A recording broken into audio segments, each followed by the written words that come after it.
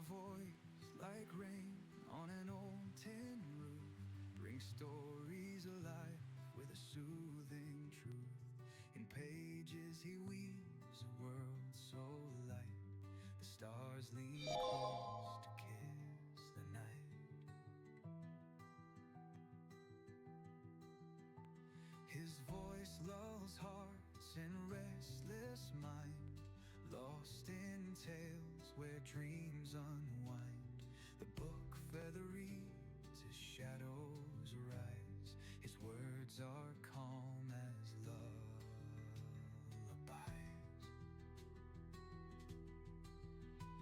So turn the page and close your eyes.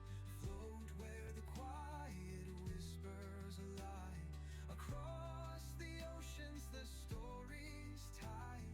Relax and let the world subside.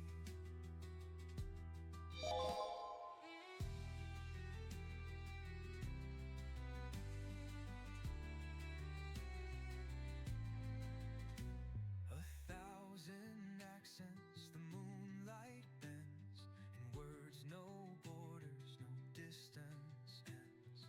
Worlds collide in his gentle tone. A whisper makes you feel at home. Each line he shares feels like coming back to a hearth of words in the silent black. From novels deep to poems that sway, he reads the night into the day. So turn the page and close your eyes. Float where the quiet whispers lie. Across the oceans the story's tide. Relax and let the world subside.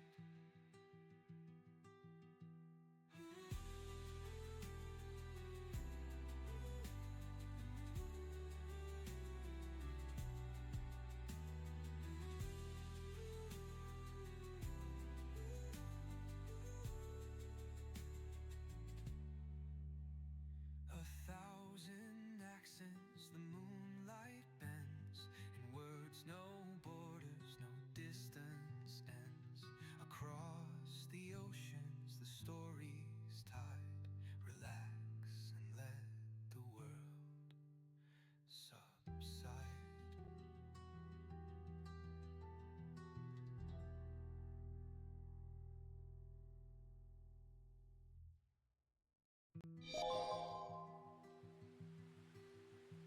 A voice like rain on an old tin roof brings stories alive with a soothing truth. In pages he weaves a world so light. The stars lean close to kiss the night. His voice lulls hearts in restless mind, lost in tales where dreams unwind. The book feather reads as shadows rise. His words are calm as lullabies.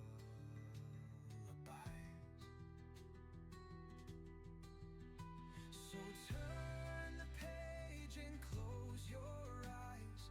Float where the quiet whispers lie. Across the oceans the story's tide. Relax and let the world subside.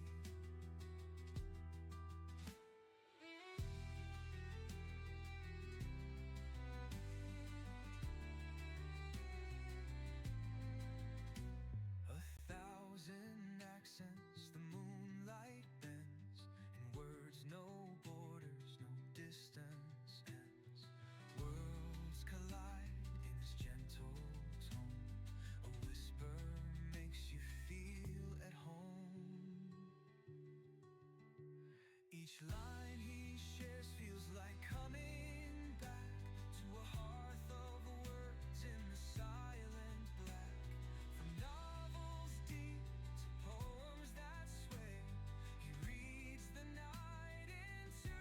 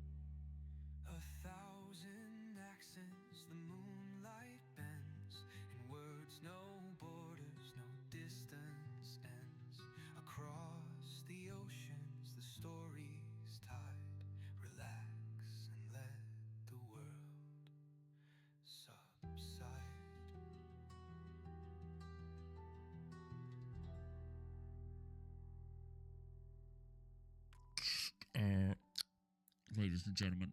Giggity. All right. Seems quiet. Too quiet. I'm Batman. Gotham is never safe without me. What time is it? It's 7 o'clock. Okay, like a good neighbor, State Farm is there.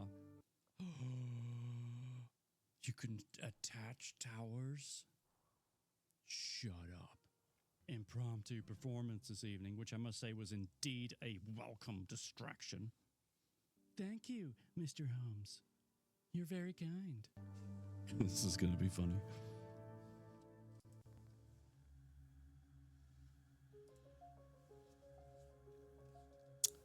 Good evening.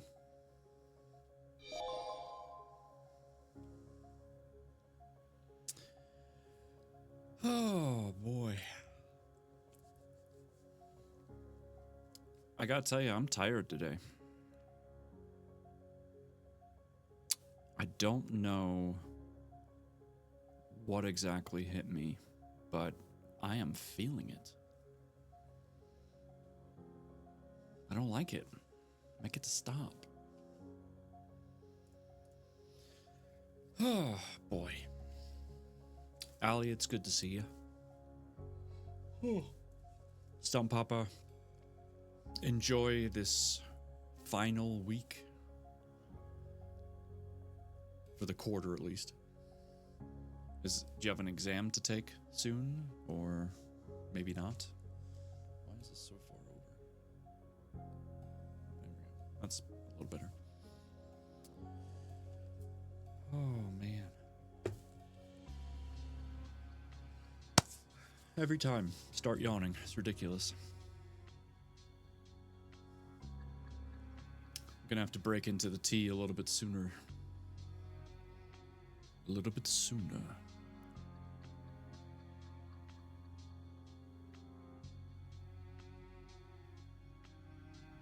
Smells good. Oh, it's hot. Okay. Let's slow it down there. Okay.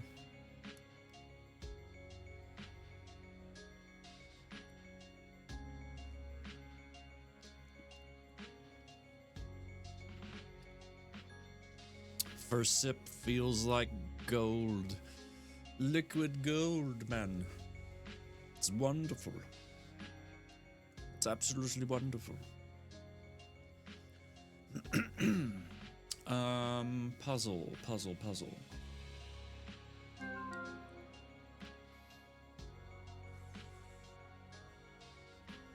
The story revolves around a bar quite a bit so far, so I figured we would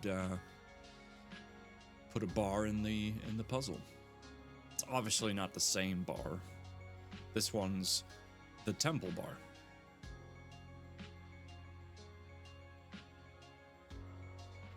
And I'm pretty sure that that's not in Nashville. Or the United States, for that matter.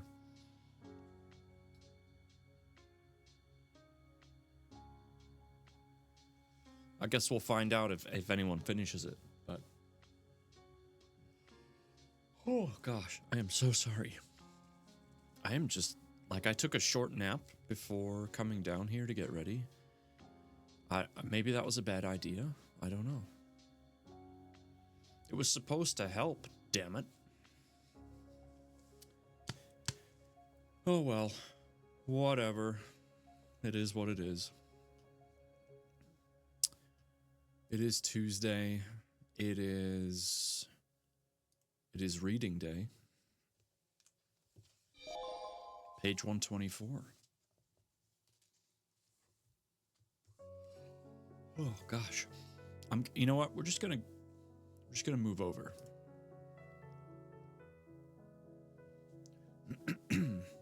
There. That makes everything better, doesn't it? No.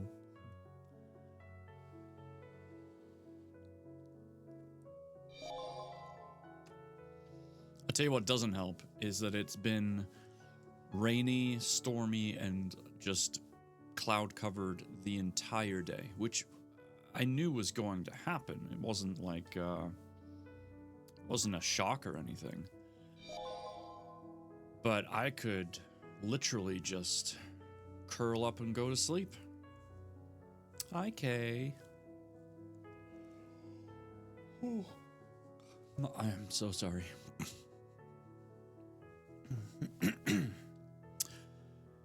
Silent, what's up, man? How you doing?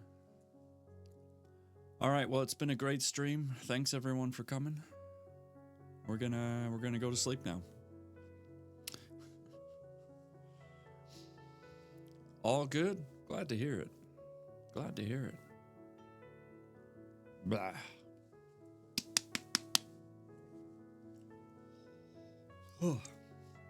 I snuck out of work a little bit early today and went and got a haircut. Looking all faded and stuff. Oh yeah. Got my first work trip coming up on Saturday, so you know I had to look the part and make sure I looked professional and presentable. Blah blah blah. So I made my thin hair a little bit thinner.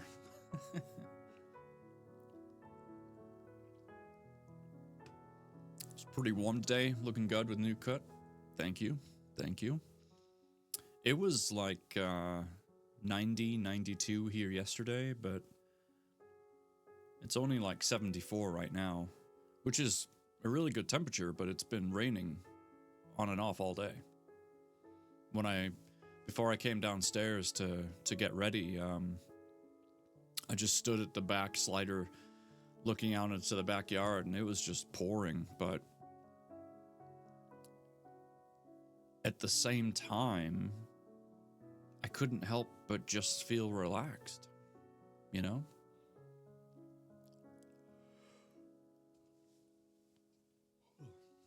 Obviously, the rain was coming down at a slight angle.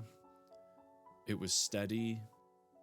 It was hard enough where you could really hear it, but it wasn't like, oh my God, it's raining outside, and I feel like the window is gonna break open.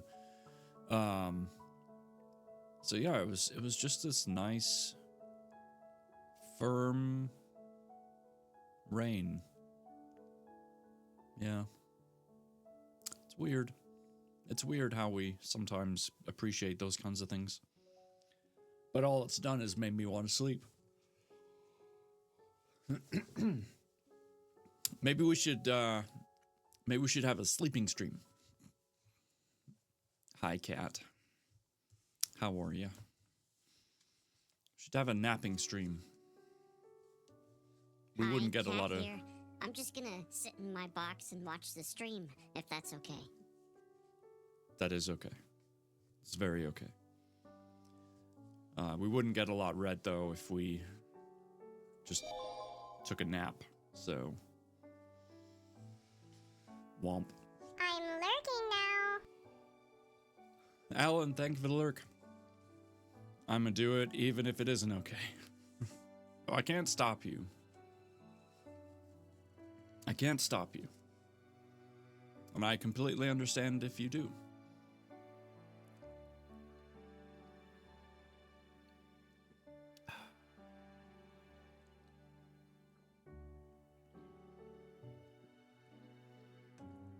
Between this nice warm tea, the calm music, the rain outside, I might fall asleep mid-sentence. 'Tis what it is. Hi, Mel.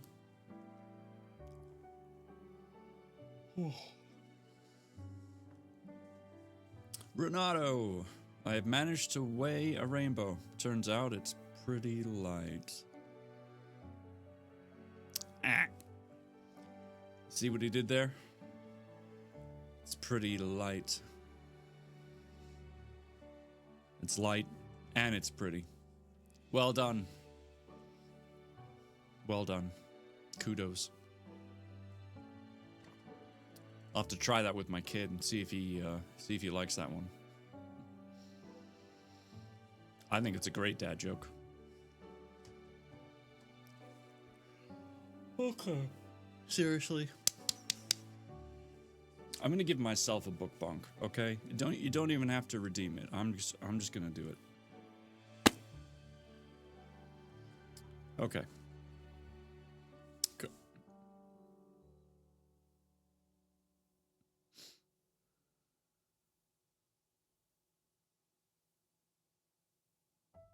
Silent.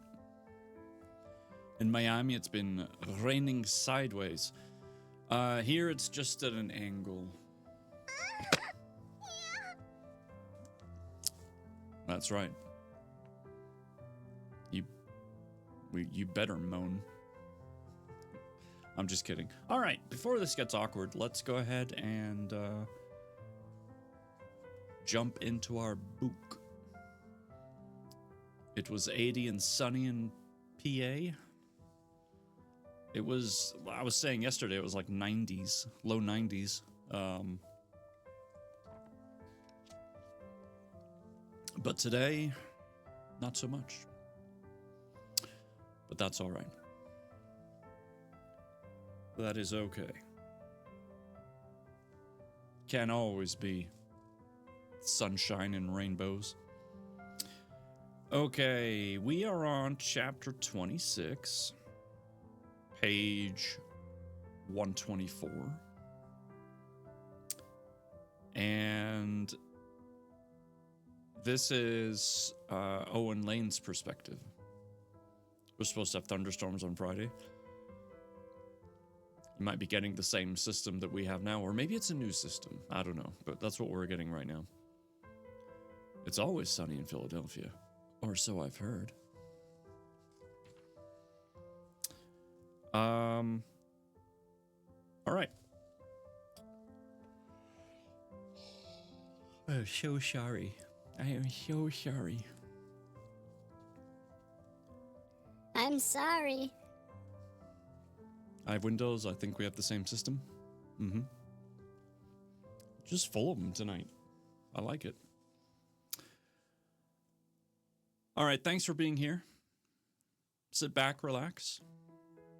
Fall asleep if you must. Or, do whatever it is you need to do. And I will read to you. Out of habit, Owen tucked a small bottle opener in his left pocket and a wine key in the other. From the back, he pulled out his cell phone. He scrolled. We're up to a great start here.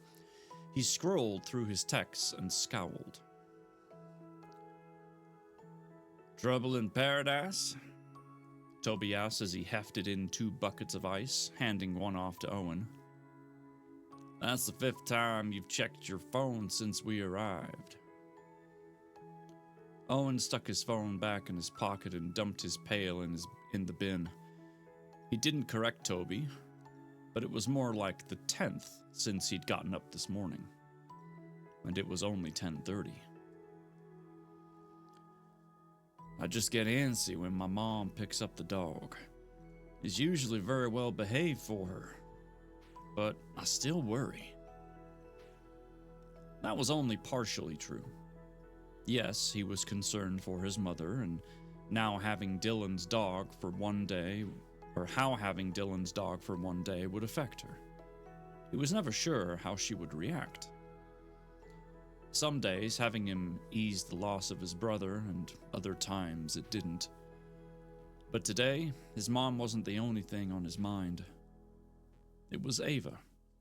More so because he hadn't heard from her since he walked her to the car last night. He would have liked to say that it wasn't like her.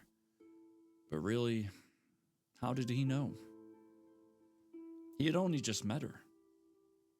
He corrected the phrase. It didn't seem like something she would do. When are you gonna start calling Gunner by his name? Owen lifted a shoulder to brush off the question and get Toby to drop it. The dog was the least of his worries. Using his name meant an attachment, a commitment, a responsibility that Owen wasn't interested in having. He wasn't his dog. He was his brother's. He had a name before your brother died, and it's still the same. He's the same dog. That hasn't changed.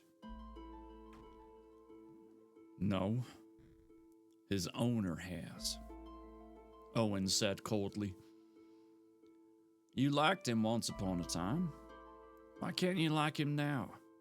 He's a good dog, for the most part, Toby added. When he's not tearing apart our furniture, he's been through a terrible trauma too, and barely survived. I think you just answered your question. I did, Toby asked. He scratched his head thinking. I don't get it. He survived. My brother didn't. Owen's tone dropped low. It should have been the other way around, don't you think? He didn't wait for an answer, just turned his back on his friend and opened his drawer, determined to end the conversation. Super.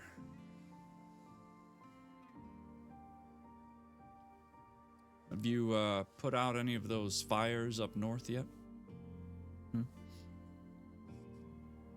You taking care of that?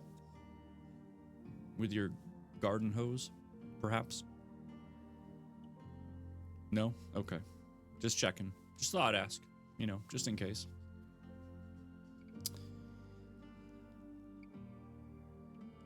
Both men fell silent as they counted their bank. Making a note of the total, Owen pulled out his bar mop and wiped down his section of the bar. Next, he grabbed a stack of napkins from the supply closet, gave half to Toby without looking directly at him, and fanned out his own, placing them in front of the bar with the hard edge toward him and Cognac Creek's logo facing out. He knew he shouldn't be taking his foul mood out on Toby. Hell, he shouldn't even be in a foul mood after the night he had with Ava. Ava. Eyes like a dappled forest in the morning light, and a personality that drew him in from the first encounter and left him in awe. Just the thought of her laugh sent a delicious spike through his body.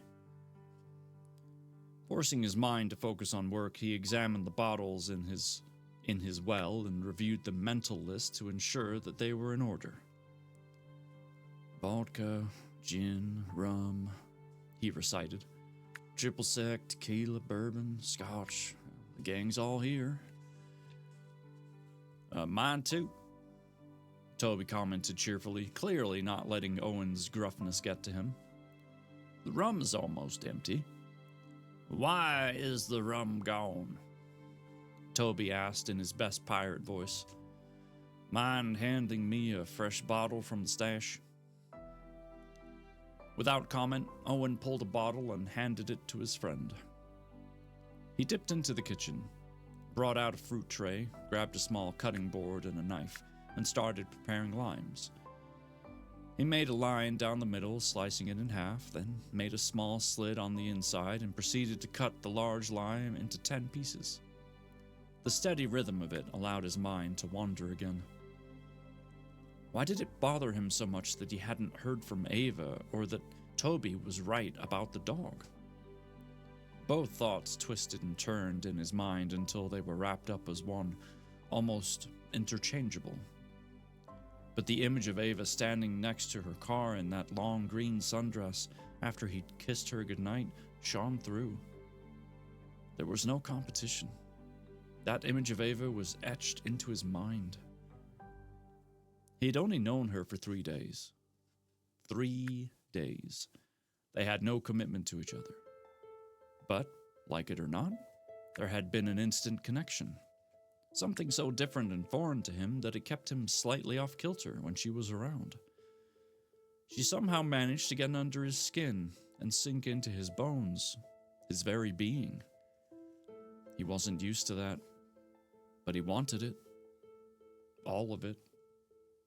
All of her. He was willing to take a chance at it, whatever it was, with her, to see where that feeling might lead.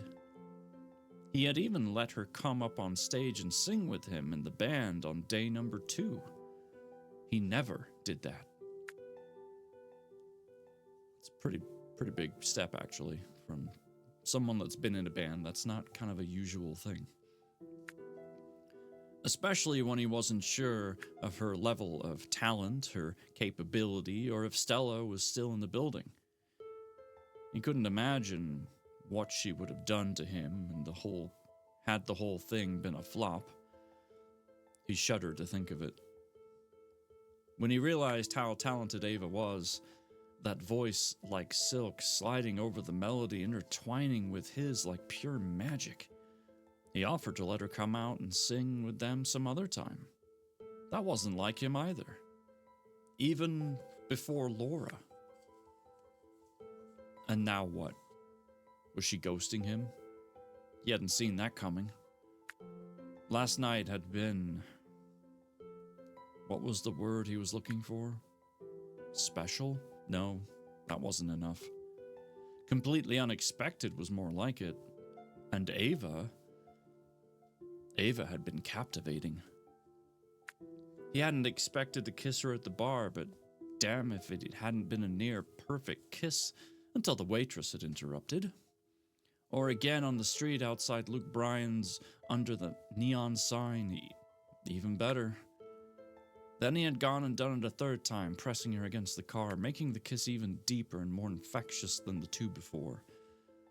It was all he could do to force himself to ease back and walk away, leaving her in the pale fluorescent light, looking ethereal, his body humming. Everybody, Mendez is not here.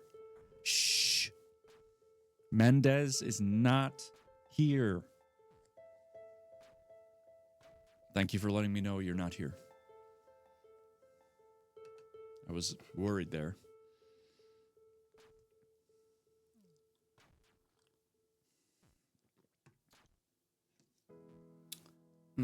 That's some damn good tea.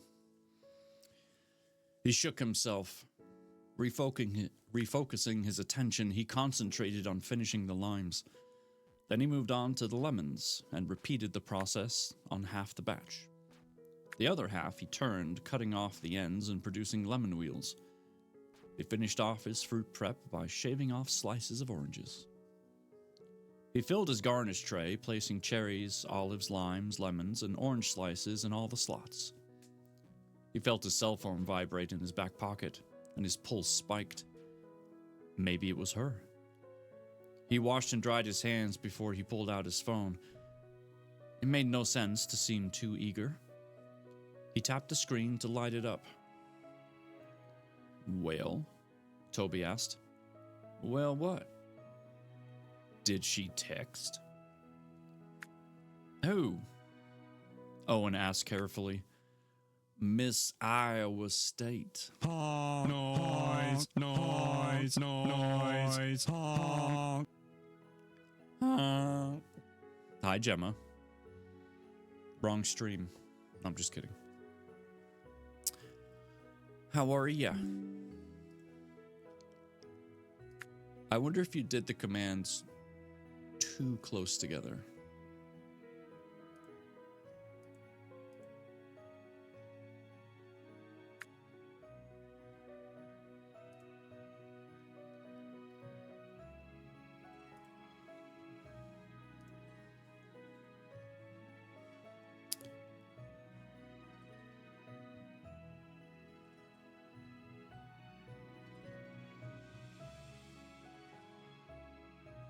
I don't understand. Let me try. What's this? What's this? What's this? What's this? What's this? What's this? I don't get it. Some days it works, some days it doesn't. It makes no sense to me at all. Either way, hello and welcome. Indeed.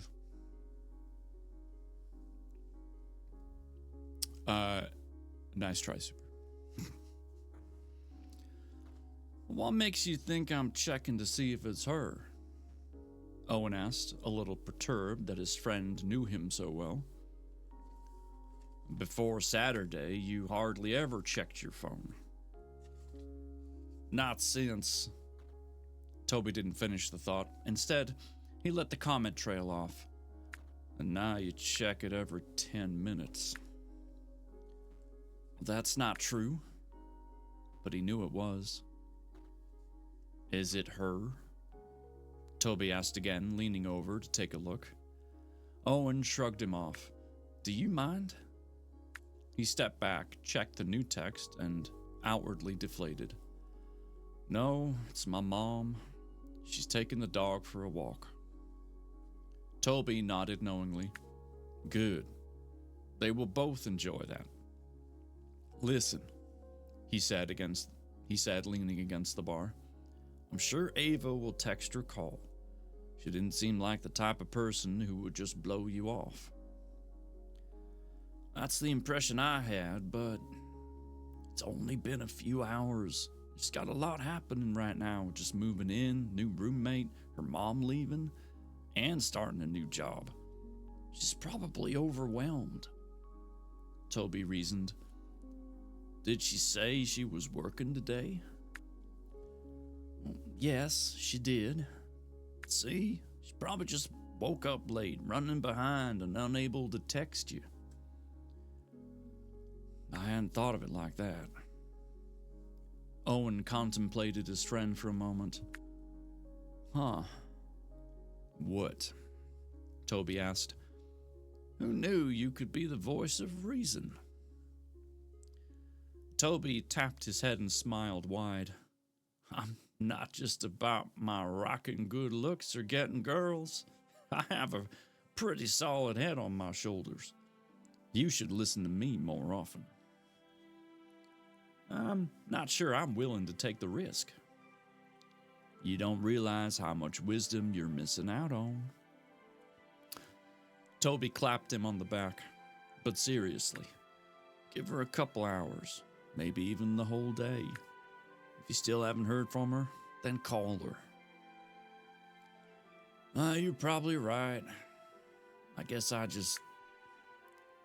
He stuffed his hands in his pockets as his voice trailed off, unsure how to finish without letting too much slip, trying to mask the uncertainty. Toby raised an eyebrow, a knowing smirk on his face. My guy's got it bad. Shut the hell up, Owen cursed good-naturedly, whipping the bar mop at him. Don't you have anything else to do before we open? Nah, annoying you is always my top priority. He started laughing and then couldn't stop. Owen flipped on the playlist, and a wailing guitar filled the room, the music drowning out his so-called friend and his laughter. Well, I'll be if that ain't the end of the chapter. Woo!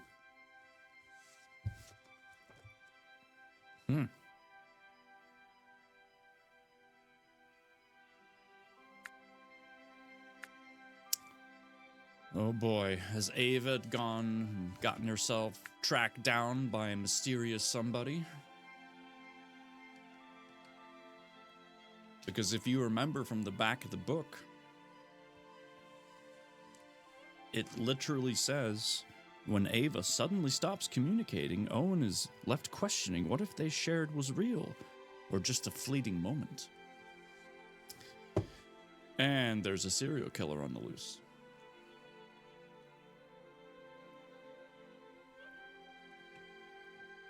All right. I think it's time for a race. Don't you?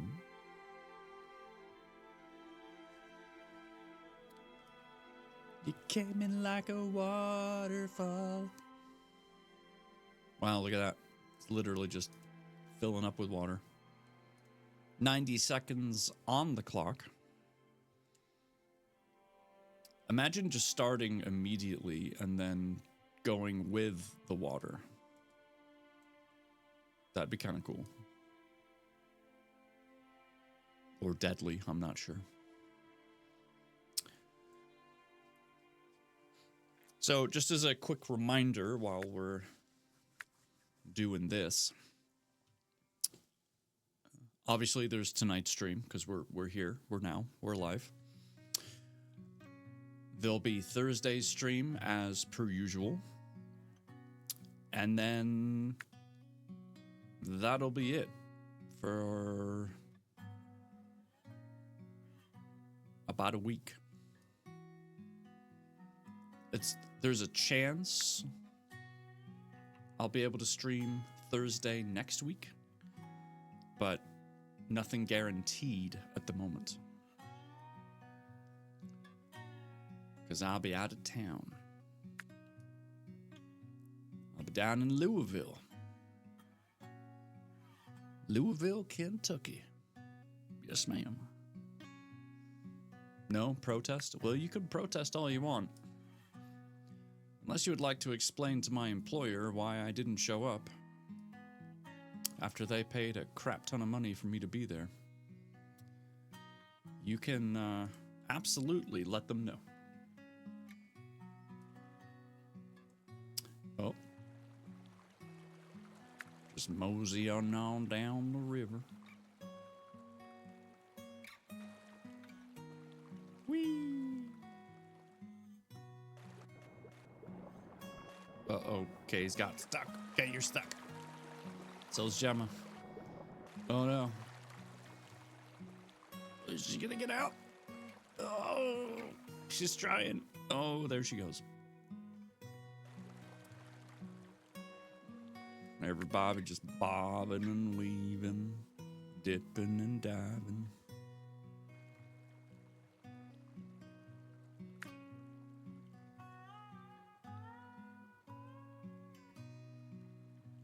What?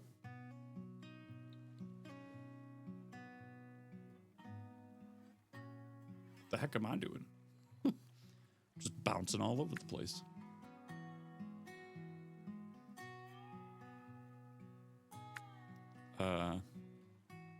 What is happening?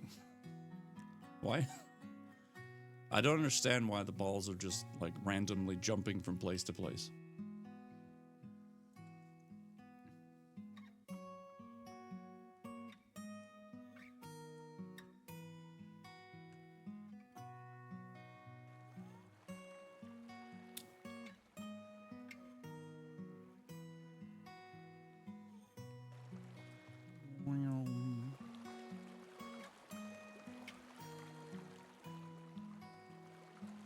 They're becoming sentient, trying to find a current. Yes, indeed.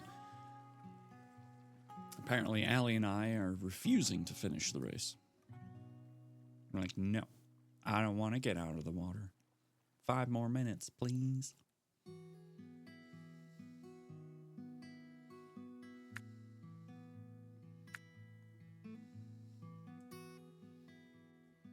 Can I keep swimming, please? We're just relaxing. Yeah.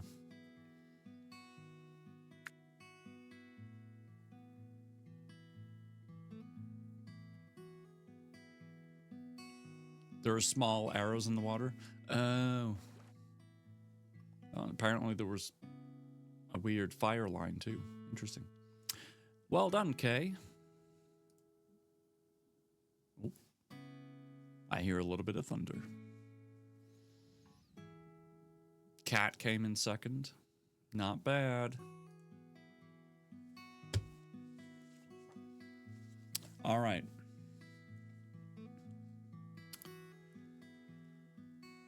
Now that we've made a splash, chapter 27, again, about Owen Lane.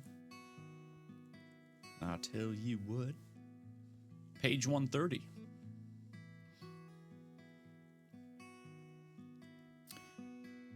The lunch crowd had been steady since the doors opened, and Owen found himself in a rhythm, unable to think about much else but the task at hand. But now the afternoon slump hit, and he tried to busy himself with mundane tasks like cleaning the beverage gun, washing an extra rack of glasses, and wiping down the back bar bottles. He concentrated hard on an extra sticky smudge, but Ava Morgan continued to pop into his thoughts despite that. Wiping the bar, he noticed Stella approaching at a fast clip, her cowboy boots tapping on an angry cadence across the wooden floor. "Hey, Owen, got a minute?" There was a slight edge to her voice. "For you?" he questioned Stella, noticing how her head tilted and her brow furrowed. Her telltale signs when something was up. It felt like a loaded question, much like the day 6 months ago she'd asked him if he'd had a minute and told him in no uncertain terms that he was needed at home. So he went, and then the bottom dropped out from under him. The police were at his parents' home to deliver the news that his brother was dead. Surely it couldn't be that bad. He hesitated for a split second, then decided to take the bait. Would he regret it? Probably. Always. "Smooth, aren't ya?" "He likes to think he is," Toby said, emptying the trash. "But we all know I'm the one that's smooth as Tennessee whiskey around here." My doggo's in here. He's scared. You alright, buddy?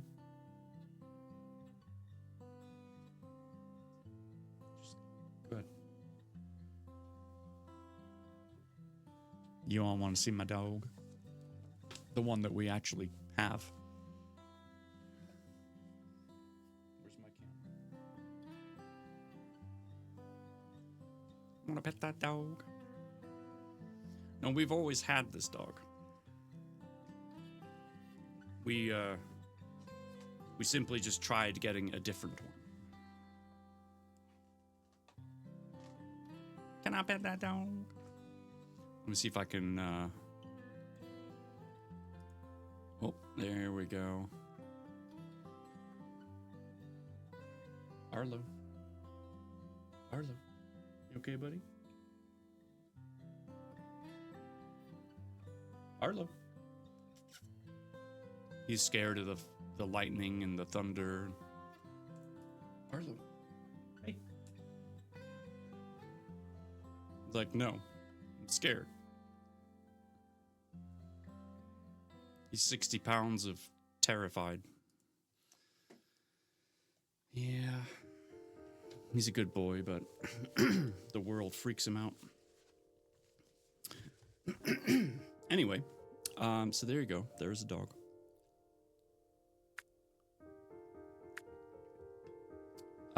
Correct, Gemma. We ended up having to rehome Petra to a different family.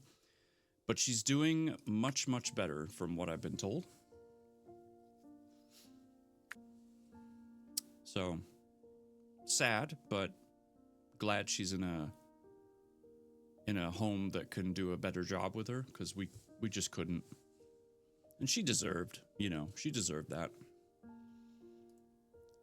Every dog does. All right. So, let's see. Toby was like, I'm smooth as Tennessee whiskey. Yada, yada, yada. Well, keep telling yourself that, buddy. Owen grinned despite himself, unable to shake a feeling of dread. Smooth. It's good when it works out. I had to rehome my English bulldog. I love them more than I do my wife. Don't tell my wife.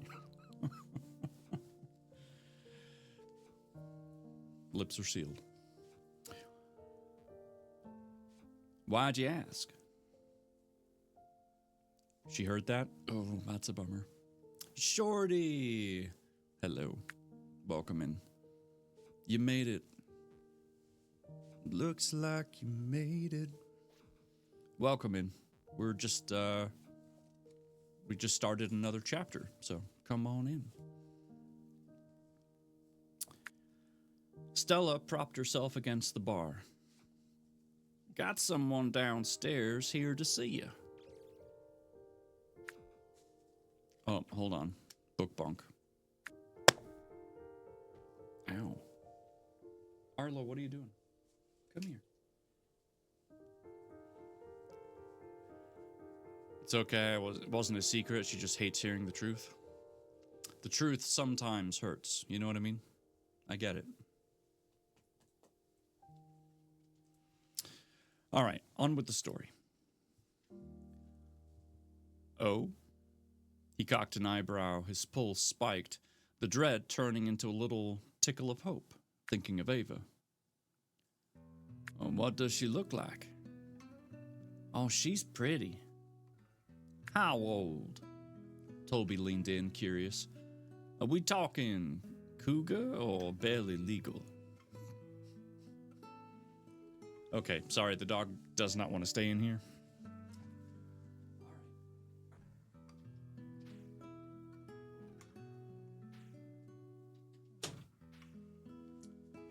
It's kind of the problem. He doesn't know where to go when it's thundering and stuff. Oh, you thought it was a daily thing? No, I just whack myself on the head, but I appreciate the thought.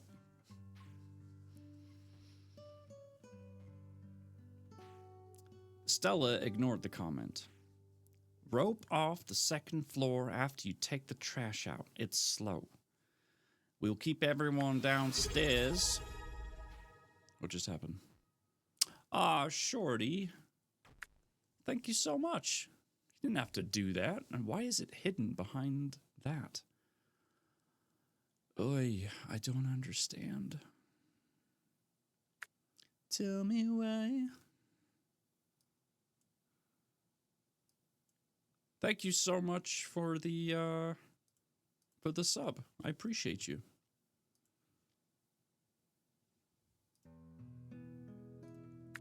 That was mighty kind of you.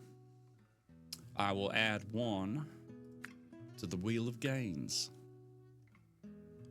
which I just realized isn't on the screen. Poof, there it is. Well, thank you. Thank you very much. Just sit on your hands now and listen. It's really okay.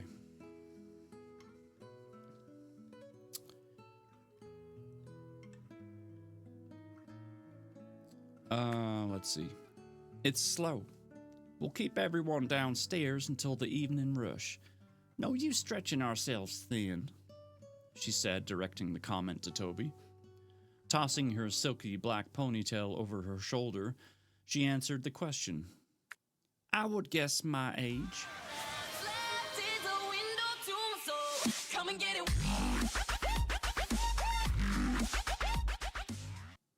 Gemma, my gosh. Thank you for gifting 5 subs. Donna, Renato, Mel, Tricky, Vic, Alan.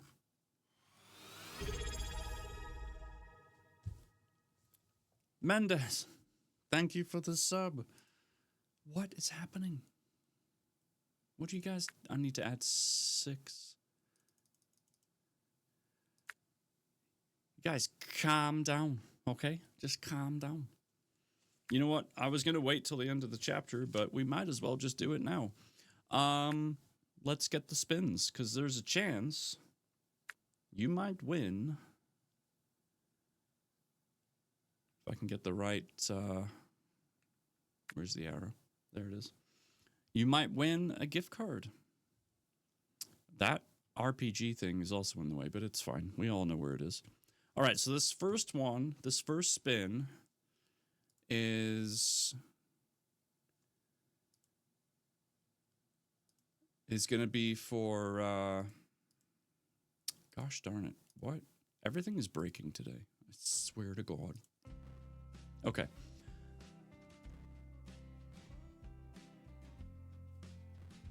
First spin is for Shorty.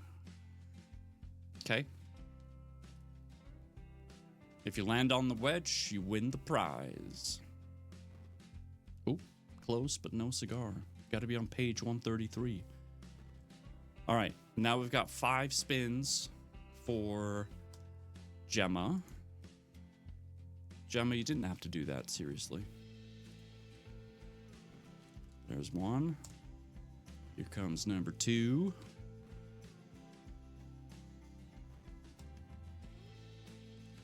That's number 3.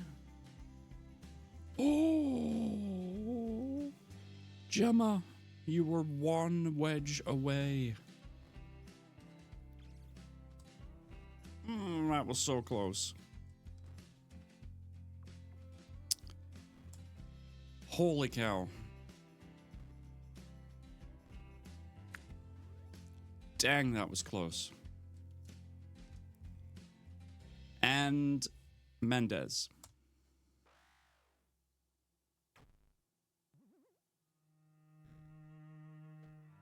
No one's landed on it yet, which is why it's valued at $75. Because it just hasn't been landed on.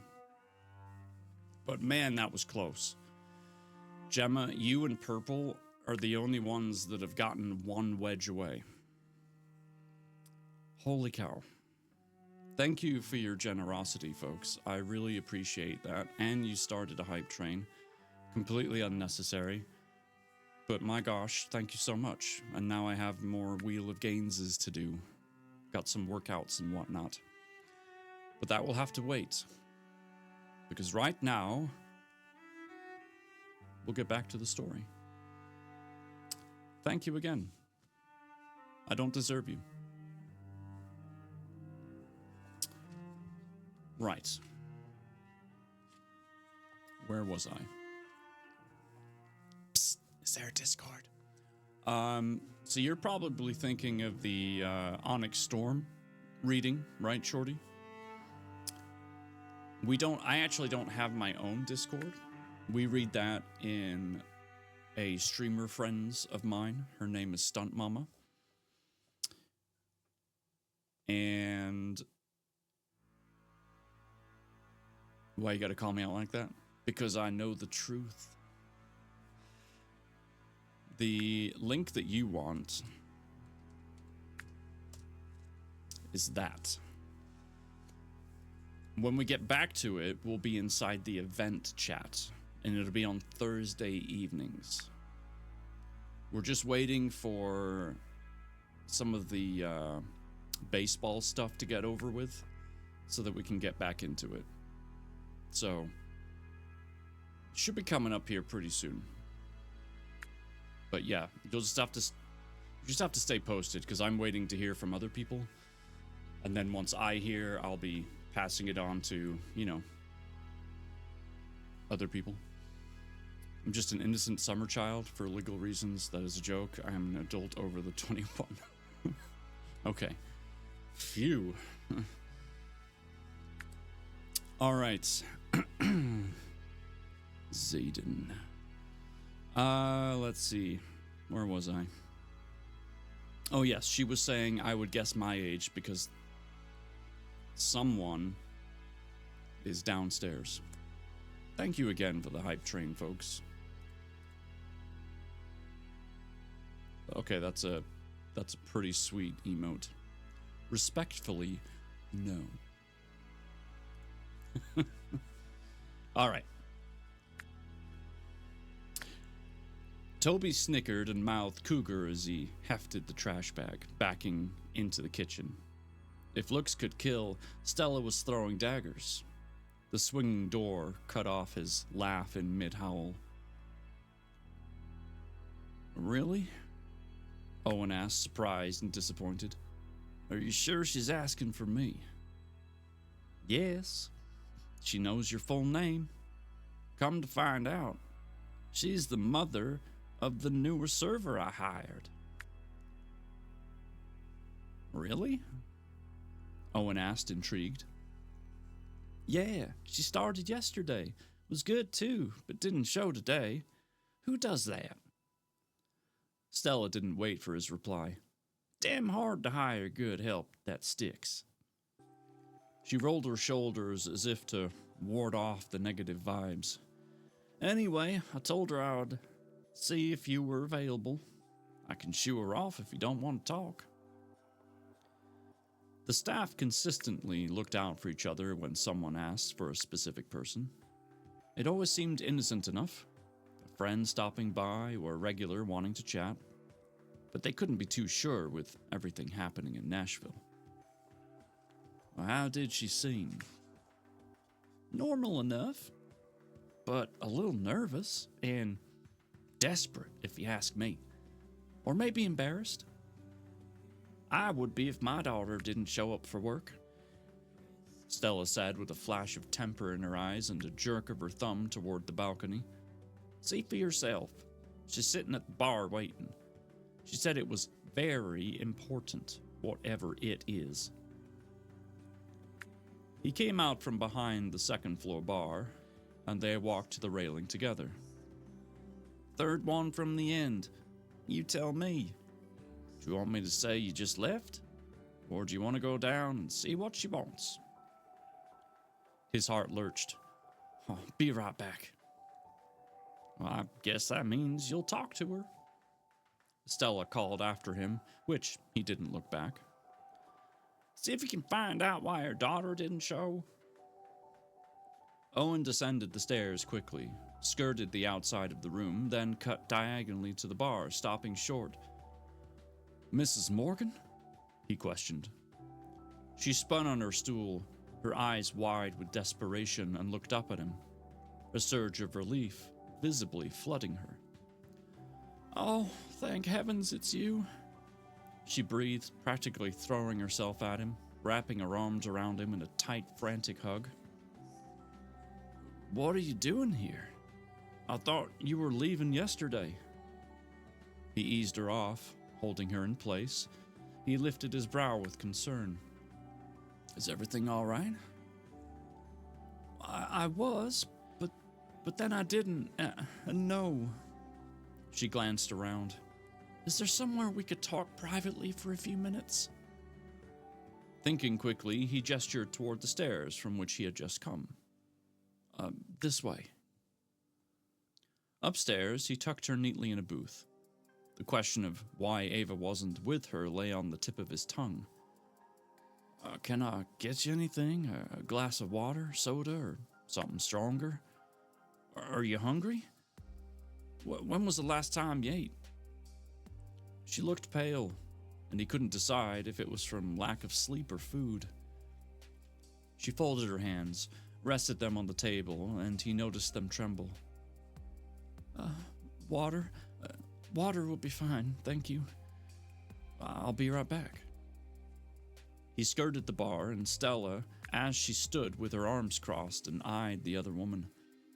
He poked his head into the small kitchenette, called the central kitchen, and ordered a quesadilla and some fries. Then he filled a glass with ice water. Stella murmured as she breezed past. Find out why her daughter didn't come to work? If it's not a damn good reason, she can tell her to consider her fired and not even to think about performing on my stages. Calm down, Stella, he said, his voice tight. His mind raced. Did Ava have a job here? Was that why she'd been so secretive? A dozen unanswered questions tumbled through his mind. His jaw clenched. I'll find out. He slid into the booth and handed Kelly the glass. He waited for her to take a sip, watching her silently, trying to judge her frame of mind. What on earth could have brought her here? Alone? His stomach twisted. Nothing good. Where do I start? She asked with a weary smile. Well, how about from the beginning? Owen offered. I'm assuming this has something to do with Ava since she's not here with you. And didn't come to work. It does. AZ, what's up? How you doing? Hi. She shifted on the bench. I think Ava is missing. He lifted his eyebrows. Why would you think that? She didn't come home from work last night. Owen sat back against the booth, surprised. When was the last time you heard from her? Monday morning, before she went to work.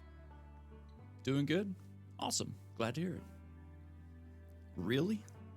Owen asked, taken aback, unsure if he should reveal that he had been with her part of the night. Kelly nodded. She never came home last night. And I can't turn the page. She reached for the glass and ran a shaky finger around the outside, wiping off condensation. Something awful has happened. I just know it. How'd you know she didn't come home?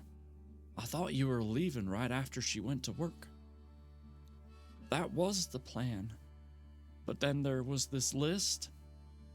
Kelly's voice caught for a moment. She sucked in a deep breath and proceeded to tell him everything. When the quesadilla and fries arrived, Kelly fell silent. He thanked the server as she placed the food on the table between them. Please, Owen indicated, help yourself. You look like you're starving. When she didn't move, he separated the appetizer plates the waitress had left and put a triangle of quesadilla on each, sliding one plate in front of her. I don't think I can eat anything, she said. I get that, but at least try. He knew exactly how she felt. Sick to her stomach because he was too. He scolded himself for thinking poorly of Ava when she could be missing, hurt, or worse. He wouldn't go there yet. He had to believe there was a logical explanation for where she was. But first things first, Mrs. Morgan needed to eat. She looked like she was about ready to collapse. Owen pushed the fry basket toward her. Let's call Officer Rancic and see if we can get an update on the situation. Do you still have his card? Kelly nodded. He watched her. The anxiety that surrounded her was almost palpable. He could feel the dread creeping in like an unwelcome guest. Good. You call him. He picked up a fry and bit into it. The crunch, a contrast to the growing unease gnawing at him. So, Ava's job. Where she works. He confirmed, trying to wrap his head around what was happening. Is here at Cognac Creek? Yes. And I confirmed with the manager that she didn't show up this morning. She didn't seem very happy about it. I'm afraid Ava might lose her job. Let me handle Stella. First things first. Furbar's walking in late. No, I'm just kidding. Although that's the perfect emote for that. So, very well done.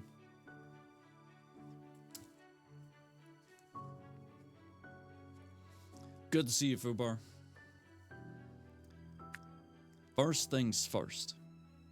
He could see the worry in her eyes as she nodded. He pulled out his phone. What about social media? Confused, Kelly asked. What about it? Well, have you checked it? Maybe Ava posted something about where she is or might be. Oh man, there's an ad about to start. Gosh darn it. No, I haven't. I didn't think of that.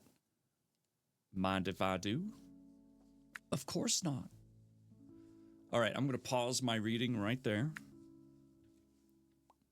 I'm going to run the ads. And then we'll keep going.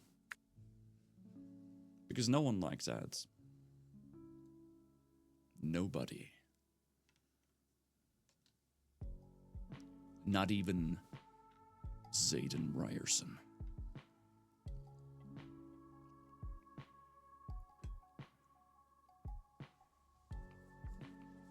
God damn it, Violet.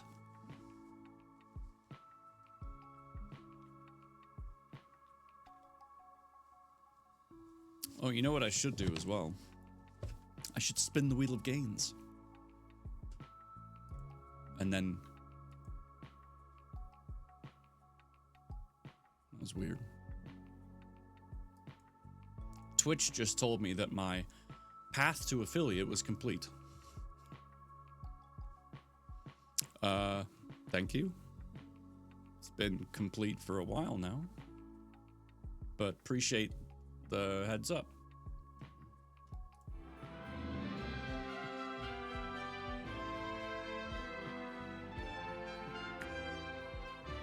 Weighted squats x5.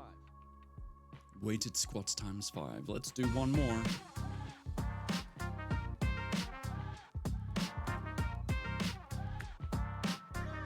Push-ups x5. And push-ups times 5. Let's do it.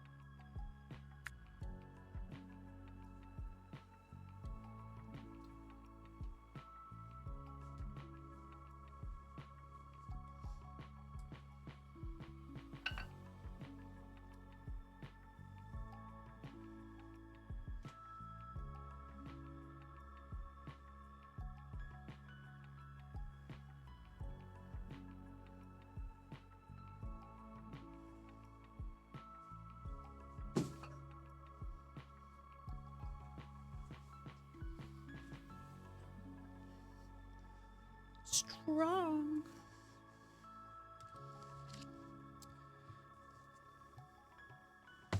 Did I just drop my bookmark again?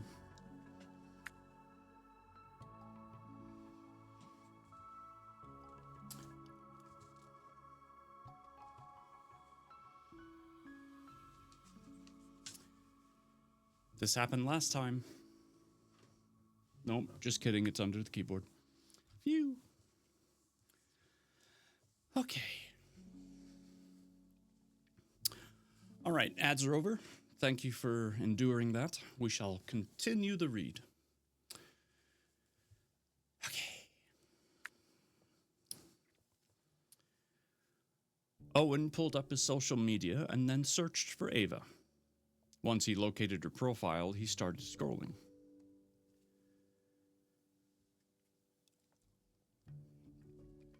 At first, it was just casual, but the more he looked, the more his unease grew. Her pictures were smiling, carefree, and surrounded by friends.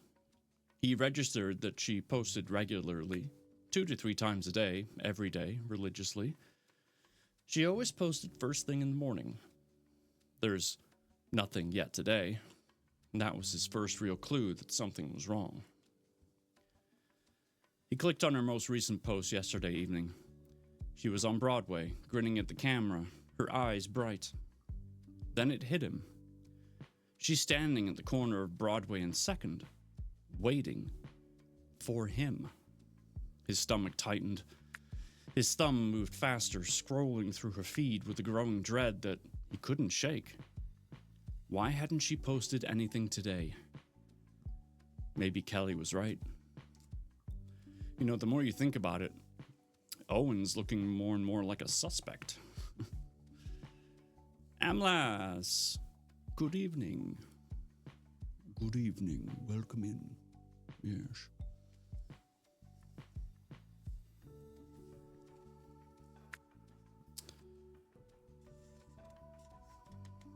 I'm having such problems trying to turn pages today. It is ridiculous.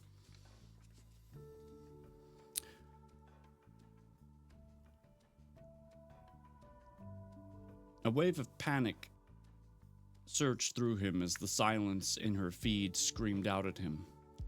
No posts, check-ins, or updates. Owen stopped scrolling and stared at the screen. His hands suddenly becoming clammy. The weight of the situation settling over him like a thick fog. He requested to follow and sent her a quick text, hoping there'd be some mistake and that she'd answer. While he did that, Kelly tried to call Officer Rancic. She waited patiently while she was connected, but the call went straight to voicemail. He could see the tension ripple through her as she left a message, her voice shaking slightly. He looked up Ava's friend Molly on social media to stay on task. The name of Ava's close friend here in Nashville is Molly Calhoun, right? He held out his phone so she could see a photo of the woman. Yes, that's her, Kelly said with relief evident in her voice. We can call Ava's friend through the account. He tapped the phone icon, but it went straight to voicemail. The pit in his stomach deepened. He banded his cell to Kelly, urgency coiling in his gut. Here, leave her a message. When she finished, she returned the phone to him. Any other ideas? The question lingered in the air between them like a storm cloud. I don't know, he answered truthfully. I refuse to just sit and wait around, she stated, her eyes filled with fear but fueled by determination of a mother who wouldn't give up hope.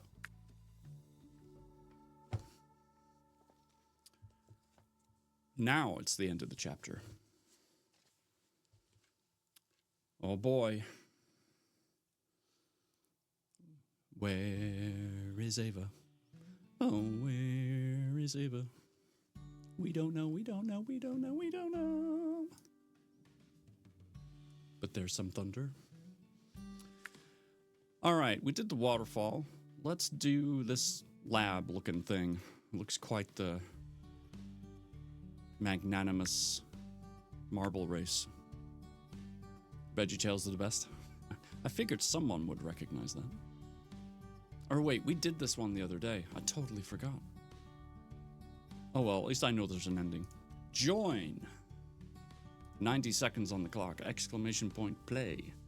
To play.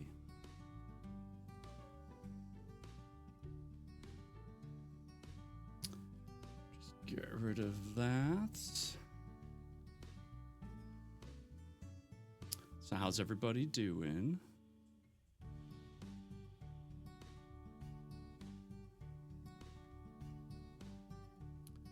Take a sip of my tea.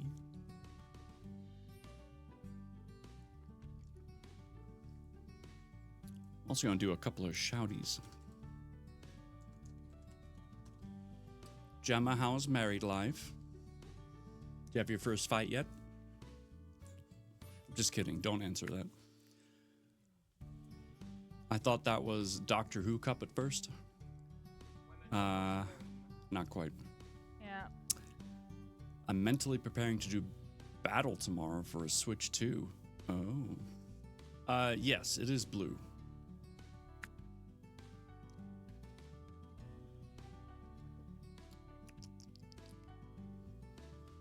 It's delicious.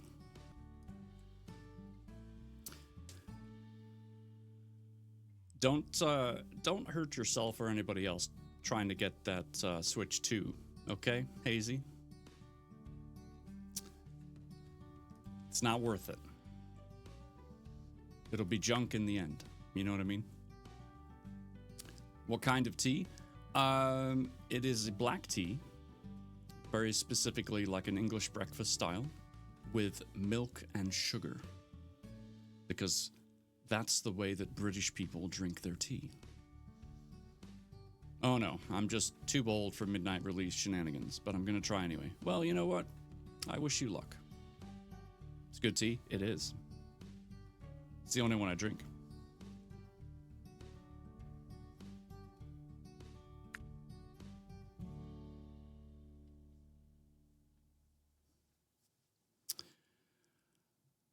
Irish breakfast is good too. I don't know if I've had the Irish one.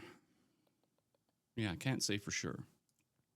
Now, Shorty, I forgot. I wasn't sure the other day when we first met in D-Stream. Are you also a streamer yourself?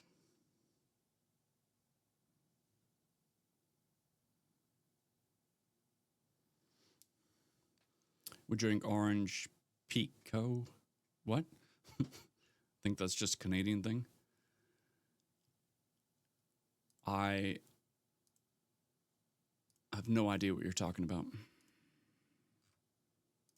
And why did the music stop? Oh, I know why.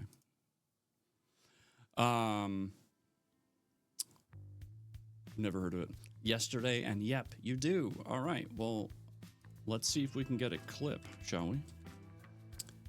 Let's see what your stream's all about.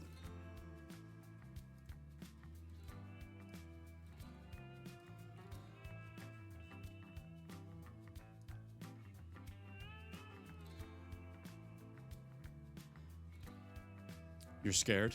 Good. Just kidding. Oh, I'm not fighting there. Send me things after. Oh my god. What is it? See, you're just laughing. You're just having a good time. Lorenzo DeBoss. Do I hear tea? Yes, you did. Hello. Welcome in. You probably got stuck. I mean, that happens. It's a thing. People get stuck all the time. Wow, only me and Kay actually even finished the race. Yikes. What happened to the rest of you? That's just a darn shame. That's okay. We'll just read another chapter. If I hold the book the right way around.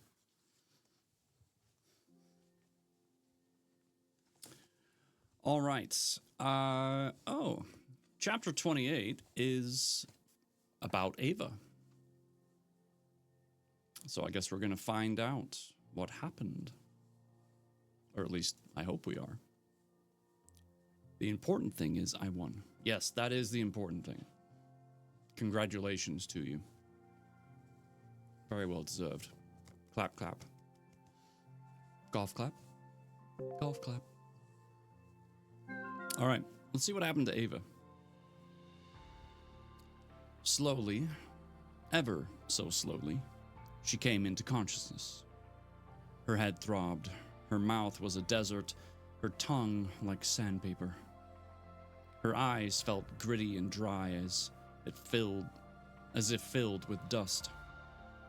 She rolled her eyeballs under closed lids, desperate to moisten them before prying them open. Moist. But whether opened or no, just kidding.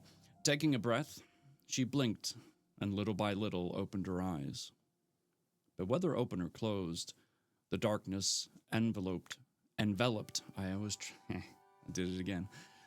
Enveloped her like a suffocating shroud, a sense of dread creeping in. Where was she? The thought nagged at her, but she couldn't focus. Images formed, but didn't solidify. She couldn't remember. Her thoughts were scattered, her brain foggy. Ava struggled to raise her head, and a wave of nausea swamped her. It hurt too much to think. To lift her entire frame? So she wouldn't. Are you sleeping? The voice crept into her subconscious. A dark image wavered in front of her, humming an eerie tune. A firm hand held her face, fingers pressed hard, squeezing at her cheeks, forcing her lips apart. A liquid was poured into her mouth, causing her to cough and sputter. Despite everything, she choked down most of it. Good girl. The voice murmured, sending a chill down her back. Water dripped from her chin as her head fell forward. Her shoulders slumped, and her eyelids, shuttered closed, pulled down by the heavy weight of sleep. The sound of a distant whimper and a haunting melody drifted through her head. Are you sleeping, Evelyn? Evelyn? The river is cunning. You should be running. The way you said that gave me a chill as well. Excellent. Oh, look, that was the end of the chapter. Just a quick 3/4 page. I even gave it my own tune, which I usually never do, but for some reason, playing the role of the antagonist, like, if I get put into a character role for an audio drama or something, it's almost always the antagonist. I don't know why.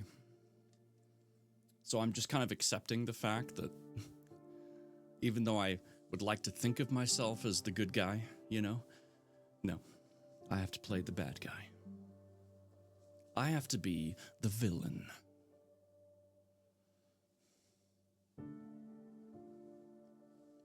Good girl. Good guys play bad guys so well. Stop it. Thank you. All right, well, as promised, that was the end of the chapter, so I'm going to open up another race. Enemy at the Gates. Gapes? Enemy at the Gates seems fitting since we just interacted with our antagonist. Oh boy. This one even has an intro video. Good God, we're all going to die. Did you say Gapes? I can neither confirm nor deny. You wouldn't be acting if you didn't play the opposite? That's true. That's a good point. Maybe my ball can survive to the end of this time. I hope it does. I hope it does. And reading as the bad guy is so, well, I don't know what terminologies are okay to use, but it's nice. You can say whatever you want. This is an 18+ stream. So as long as we're not offending people, stuff like that, you say what you need to say. It's sexy sounding. Sounding bad is sexy. Is that what you meant?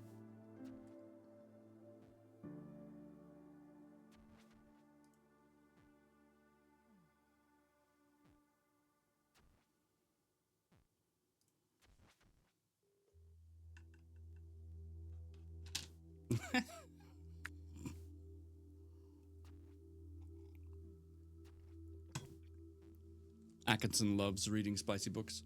We haven't had one in a while, to be quite honest. Not like a full-on meow kind of book. Welp, I need new clothes. WeChat love the spicy books. Good day to you, sir. I said good day. And that is why that's there, so...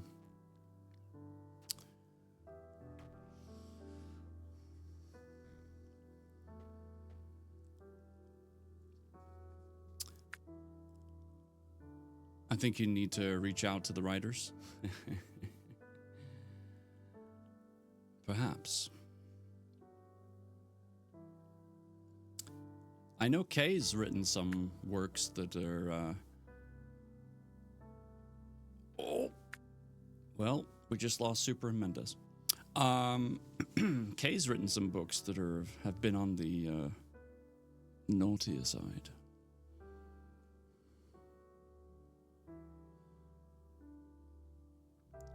I've learned my lesson in touching redeems.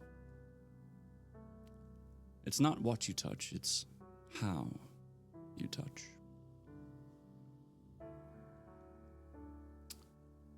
Well, looks like it's just me and Amlas. Even in this marble game, it's like I am playing with my brothers. It's evil, isn't it? Oh. Well, there goes Amlas.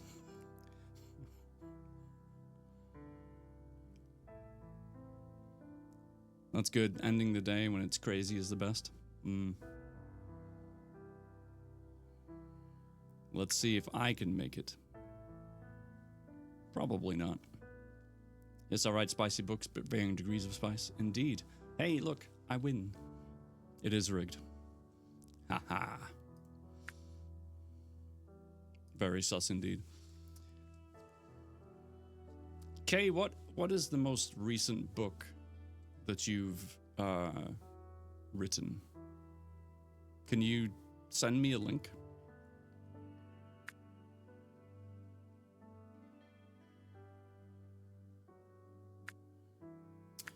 Amlas, as long as it's not anything with SA, then I'm pretty much gonna read it. Nothing new yet. But yeah, but what is the most recent one? Like, have I read it?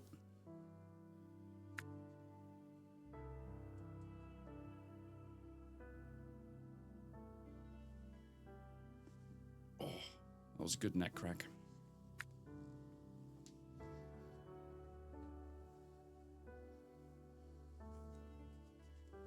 I have. I'm sure there's something of yours I haven't read, though. Right?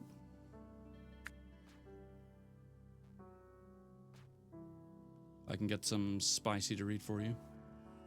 Mendez, we're not talking about the back of a cereal box here. Get serious.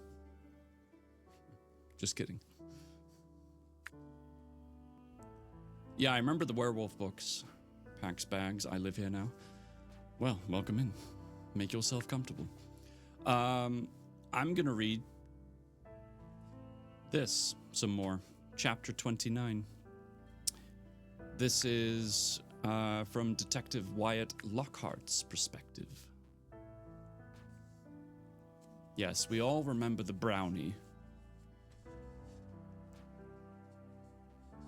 Everybody loved the brownie.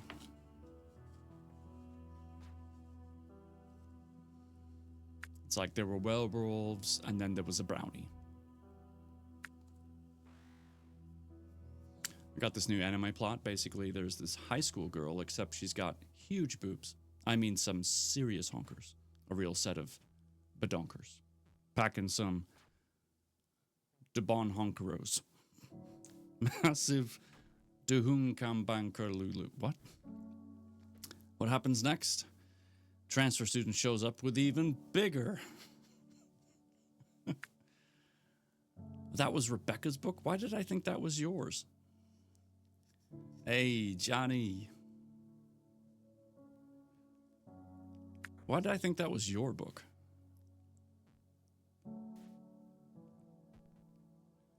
Where wolves and like spice for some reason seem to go together. Because I brought her to you. Okay, that's the... All right. Well, anyway. Send me...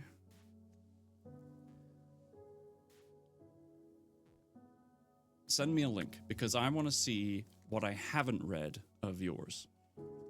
Anyway. You're getting me off topic, guys. All right? Chapter 29. Detective Wyatt Lockhart. Wyatt sat at his desk, sifting through the victim's files, searching for any connections. It had taken weeks to identify the first two victims. Each woman was in her early 20s, single and attractive, but beyond that, the parallels faded, seeming to have no link to Nashville and very little to no family. Despite coming from different states, how they ended up in the Cumberland River was a complete mystery to him. Had they been in town for business or pleasure? Were they visiting, or had they moved here like so many others, hoping to find a job in the booming music industry? The only ones you haven't read is the Winter Valley series because they're on a reading app. Kay, do you not have printed copies of those? Or are you saying that I wouldn't be allowed to because of the rights that somebody else has, kind of thing?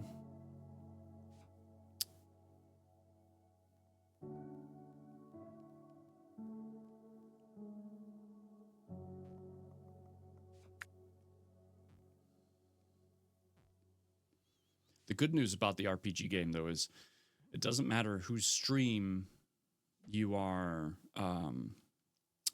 playing it on, your progression carries with you. You have files of them. But is there like a copy I can order online kind of thing? In a way, he saw that as a possible link. A tentative one, at best. They seemed to fit a pattern, single, with no strong family ties. This eerie connection only deepened the mystery of their deaths, suggesting their paths had somehow converged in Nashville, possibly at the hands of the Cumberland Killer. But once in Nashville, the trail grew cold. It was as if, once here, they had simply disappeared, only to resurface later in the Cumberland. The more he read, the more it became clear that this couldn't be a coincidence. These deaths were deliberate, each woman seemingly chosen on purpose. Selected, hand-picked. The link, not just between the two women he was investigating, but between all 5 victims, was just beyond his grasp. I don't own the rights to the first 3 in the series, at least not right now. I'm going to rewrite them. There are no hard copies. Oh, okay, yeah, that's why I wouldn't be able to read them then. Got it. Well, maybe another time. I also have a romantic suspense book on that site that I will also be rewriting. Okay, well, you know where I'll be.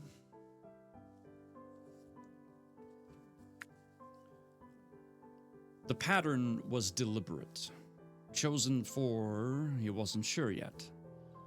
There had to be something deeper, something darker at play than just their looks, because other than their bindings around their appendages, there was no sign of sexual assault or physical abuse. Had they been friends lured here by something or someone? Social media offered very few clues, as if a dark shadow had fallen over their lives the minute they decided to come to...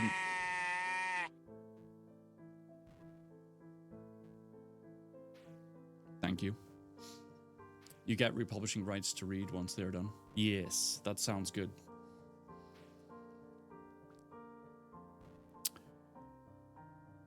As if a dark shadow had fallen over their lives the minute they decided to come to Nashville. I'm glad you like that.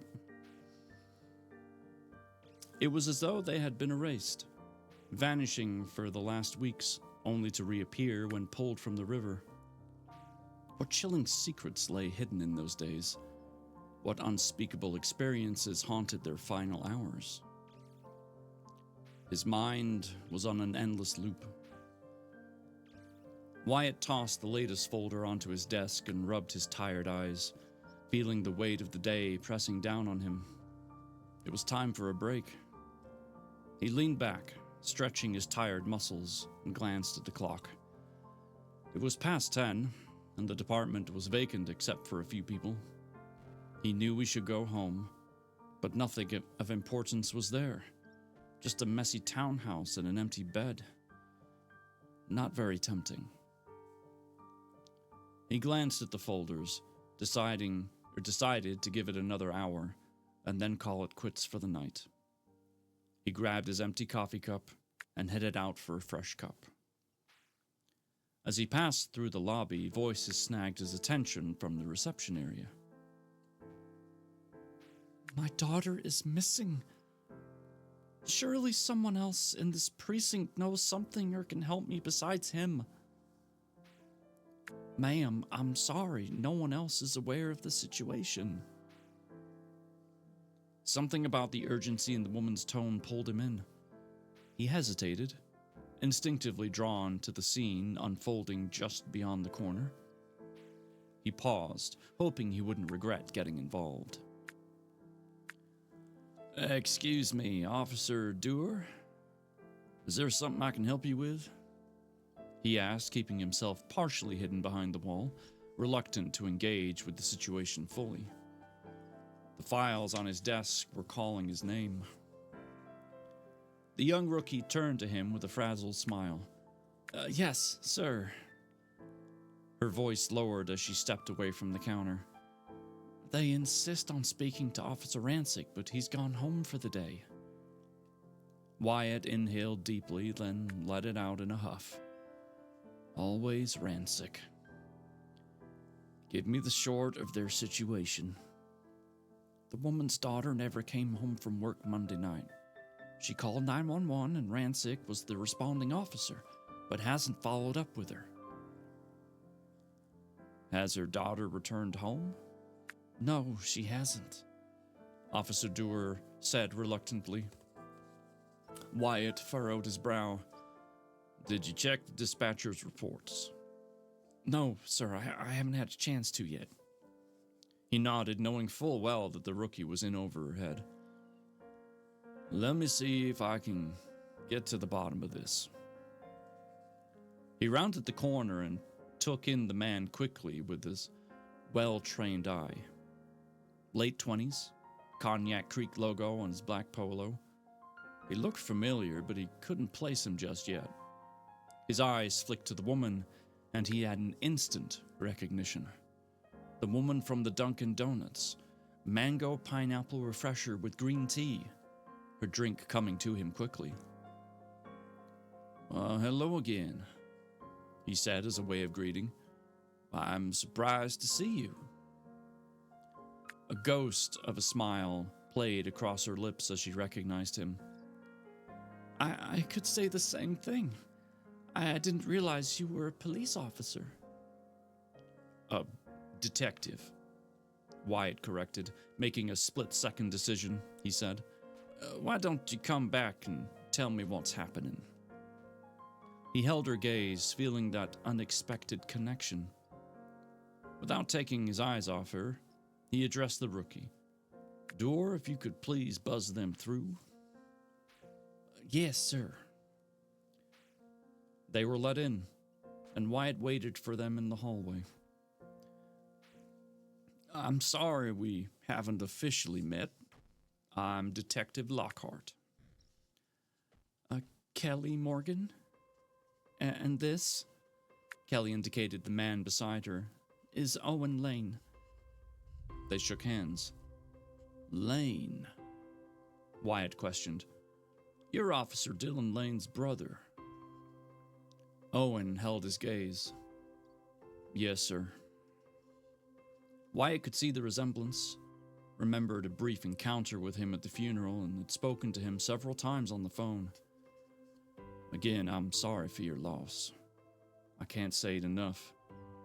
Your brother was a good man and an excellent cop. I want you to know that the investigation is still ongoing. I won't rest until we have found the culprit. Thank you, sir. I appreciate it. Such a damn shame. Wyatt's comment? That's not a thing. Wyatt's comment hung between them as if lost in the moment, caught between what was and what is. The haunting details of that tragic morning replayed relentlessly in his mind. It had been an early December day, crisp and quiet, when Officer Lane and his loyal canine set out on their routine morning run. The early hour was still dark, and fate took a cruel turn. In a split second, a vehicle sped by. A hit and run. The driver was indifferent to the devastation left in their wake. Officer Lane lay lifeless at the scene, his dreams and duties extinguished in an instant. The injured, heartbroken, and fiercely loyal German Shepherd had fought against the attempts to separate him from his fallen partner, a desperate struggle that echoed their bond. Despite his injuries, the dog instincts to protect had surged. How's Gunner? Well, physically, he is recovered. Wyatt gave Owen a solemn nod and cleared his throat.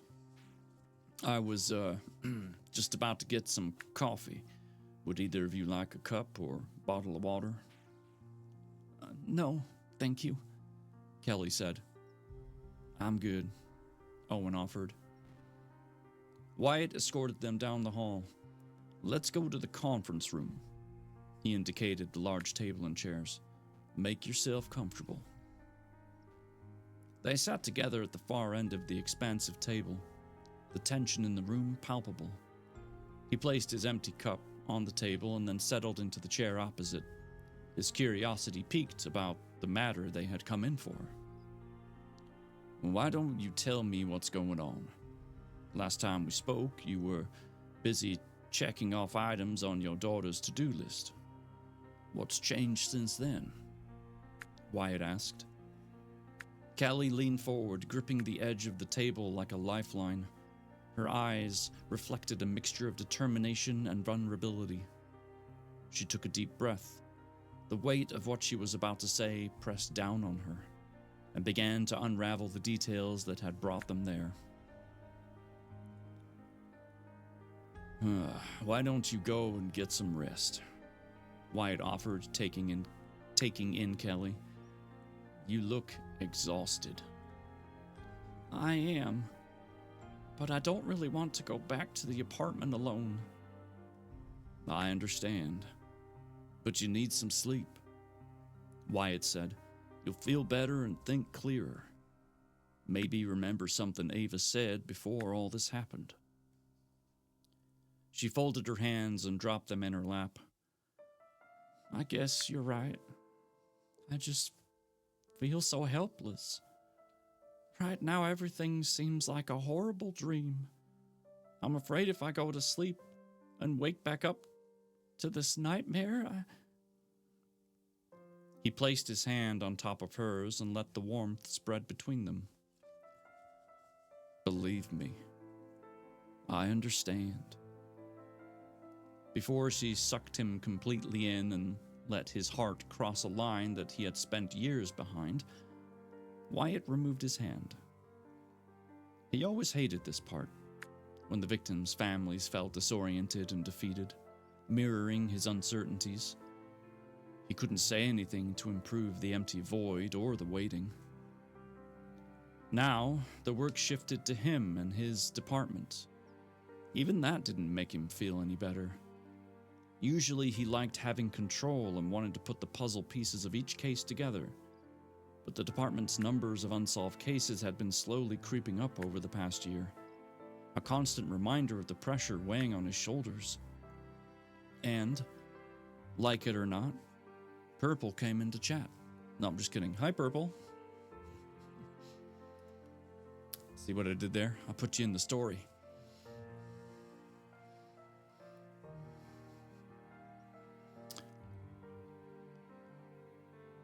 And, like it or not, this was another young woman who fit the profile of his drowning victims.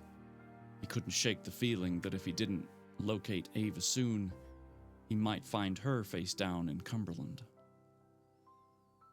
Wyatt needed to dig deeper into how a killer would know these women were all relatively new to the city. What type of access to them did he have? He shook himself mentally. Super.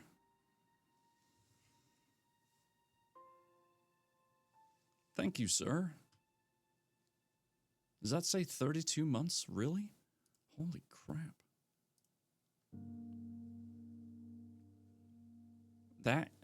That is a long ass time.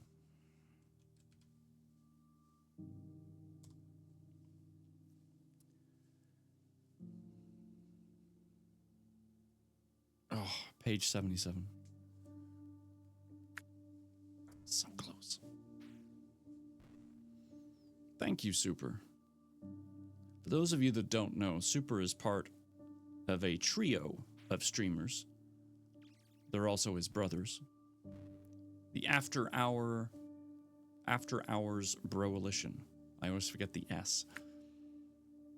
They all stream at different times on different days, so the chances of running into one of them is pretty good. You understand? Super himself used to play more, but then he went and got a job so he could pay bills.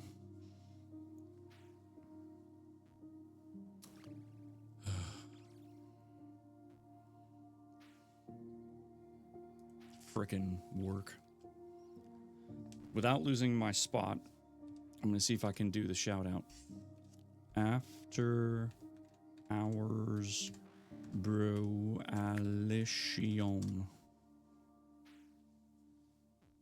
Portal 2. But the question is, who are we going to see? I don't know.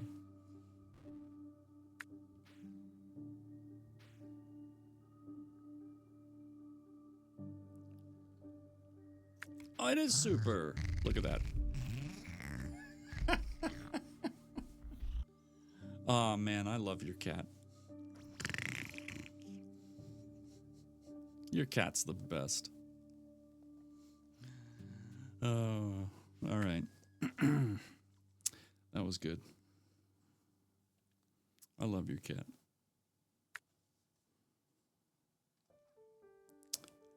I forgot where I was. I tried not to lose my place, and I did. Oh, here we go. We're good. I found it. He shook himself mentally. He needed to get Kelly out of here, away from the police department, for a few hours so he could work and concentrate. With her here, he would never be able to focus. How about I let you go for now? Getting the kids to bed? Yeah, no worries, man. He rose from the table and hoped they would do the same. When they did, he continued. I'll keep in touch. Kelly reached out and took his hand. Thank you. I can't tell you how much I appreciate everything. I'm just doing my job, ma'am. But with her, he wasn't so sure that's all it was. The warmth of her hand against his sent a rush of something deeper through him. He didn't want to let go. He was acutely aware of how soft her hand was in his, and a longing flickered within him, an ache he hadn't expected. At that moment, with her gaze searching his, he felt a connection that transcended duty and pulled him in like a gentle tide. He reluctantly released her hand. You have my number if you need anything. Wyatt noticed the brief hesitation in her gaze, the way her breath caught slightly as she held on just a moment longer than necessary. The connection was soothing and comforting, and for a heartbeat, everything else faded away. She seemed both grateful and surprised by the moment's intensity as he was, and he couldn't help but wonder if she felt the same longing that flickered to life within him. I do. I'll be in touch. As he watched them walk away, that sense of longing tightened in his chest. He prayed he would be in touch soon, and with good news. The weight of their unspoken connection hung in the air, a silent promise that made the distance between them feel almost unbearable. He couldn't shake the feeling that this moment was just the beginning, a fragile thread weaving their lives together in ways he could hardly comprehend.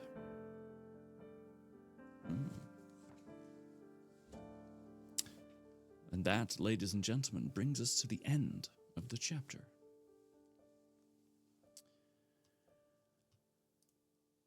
Well, it was only a matter of time, I feel like, that those two were going to meet again. That's kind of how I thought it was going to go down, or at least, them getting involved in a professional capacity, so to speak.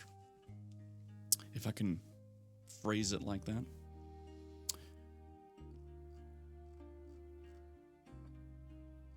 Let's see.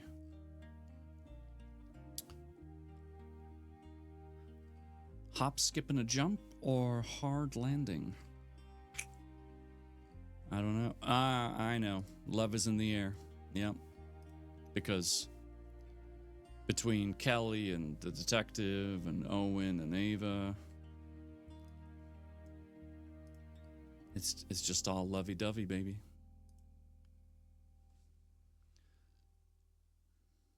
90 seconds counting down if you wish to play.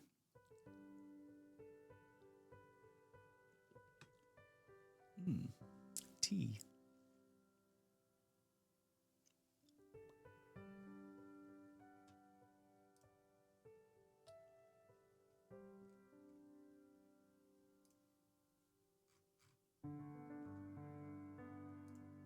Get that.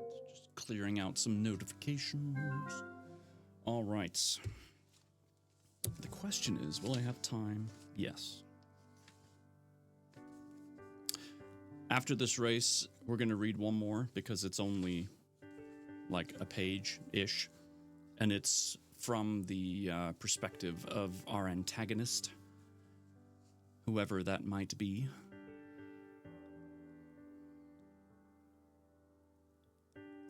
And then we'll find someone to raid. Because that'll be about it for the night. Which is sad.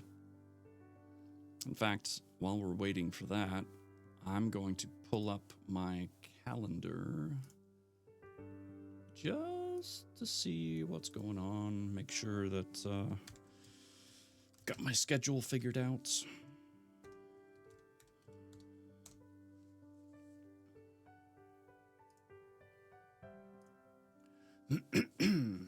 Okay. Oh. Let's see. Okay, so I mentioned I'll be live Thursday as per usual. But then I leave Saturday. And I won't be back until sometime Wednesday. So Sunday and Tuesday I won't be able to stream because I won't be here. I'm hoping I can still stream on Thursday the 12th.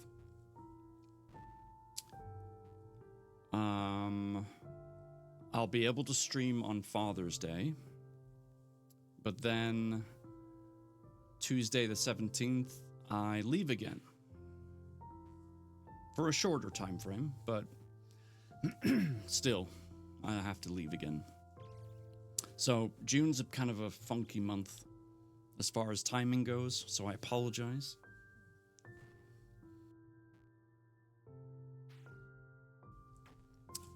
I wish there were something I could do about it, but unfortunately there is not.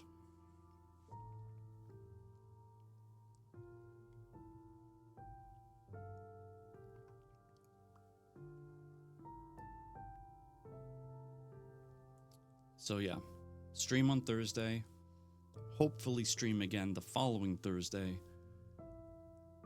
and then we'll be back to reading Sunday on the 15th.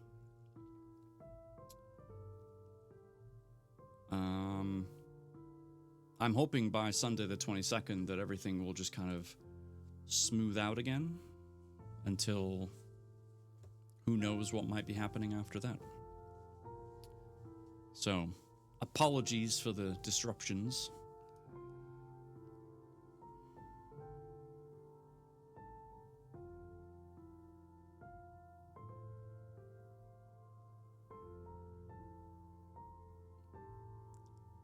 Where are you going, cat? Doing. Oh, getting to the end. Wait for it. Oh.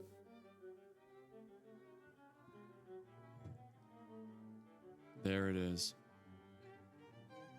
There it is. Cats taking first place, followed closely by the Bookfather. See, I'm right behind you, Cat.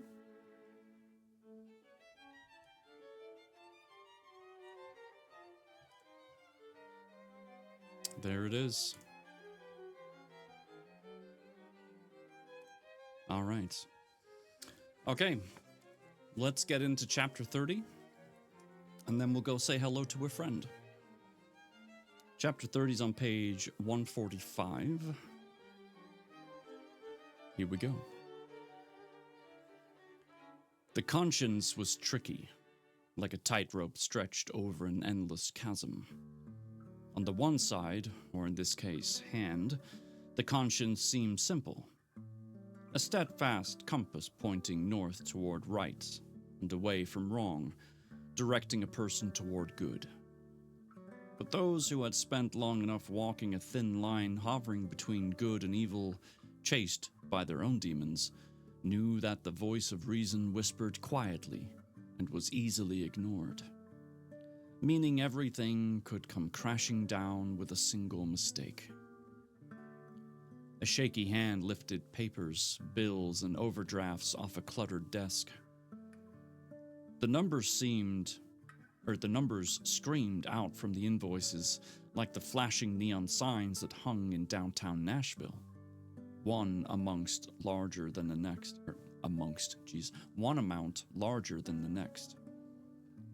Yet, there was a smug satisfaction with the knowledge that an unknown padded account made the risks necessary and worthwhile.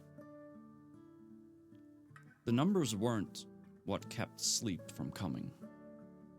It was the faces that haunted, the secret those individuals covered. The bottle was opened, and pills were dumped out into a damp palm. If sleep wouldn't come naturally, then it would be induced. Swallowing them in a gulp, a face surfaced in the mind's eye. The first had been a friend that had turned into a foe. Don't think about it. It doesn't matter now. What was done was done. Resentment and jealousy surged. This was survival, contaminated and convoluted as it was. Convoluted. Geez, I can read. I swear. Each woman was lodged in a different corner of the mind. Friend or stranger, it didn't matter. They served a purpose. Or at least that's what the mind repeated to the conscience to convince, to pacify the tip of guilt that tried to surge. 5 women were easily lured, easily manipulated, easily claimed to cover a secret, a means to an end. But would it end? On the other hand, an actual hand was held out, studied, and fingers were used to tick off names. 5 fingers for 5 dead women. And they weren't enough. It was never enough, the conscience whispered. Greed and fear dominated this world. Add in jealousy. The good hand was now in play. 2 more fingers ticked up. That trap had been sprung. The monster had been unleashed. Good night, Kay. It was lovely to see you as always. I hope you rest well.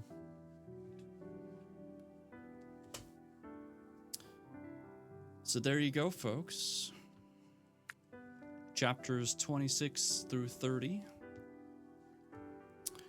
Quite the interesting turn of events in those chapters. I'm really ticked off, actually, because I don't want to stop reading.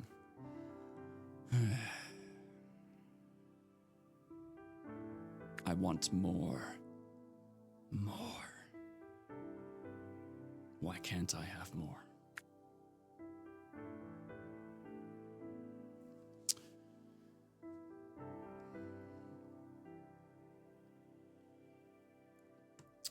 Well, unfortunately... More! More! Exactly. More. More. I want... more!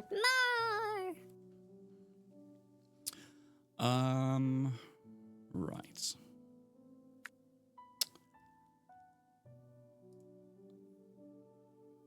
Let's see who's online, shall we? There's a lot of people online. Oh, I know who we're going to visit. Yes. Yes, indeed. I wish my mouse would stop telling me the DPI. I know it's there. Stop talking to me. Anyway, before I go, I just want to say thank you so much. Have a good night, and thank you for reading. Thank you for letting me, Mel. I can't wait to see where the story goes. I'm really ticked off that I'm not going to be able to read it for like a week. But at least I know it'll be here when I get back. Okay? But yes, thank you for being here tonight. Thank you for the generous resubs and gifted subs. That was very kind. I never really know what to say in those moments other than thank you, but sincerely. Yes, good day, sir. I said good day. Thank you for reading. Thank you for being here, Shorty. It was a pleasure to have you. I look forward to catching one of your streams. Yes, indeed. You enjoyed yourself? Wow. Thank you for story time. You are quite welcome, Cat. Oh, yeah.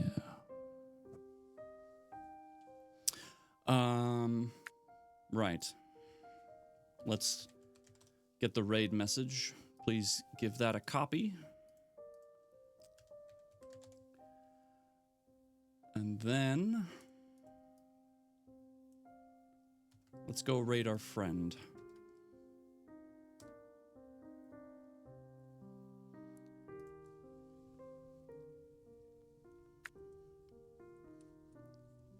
It's been an absolute pleasure reading to you this evening.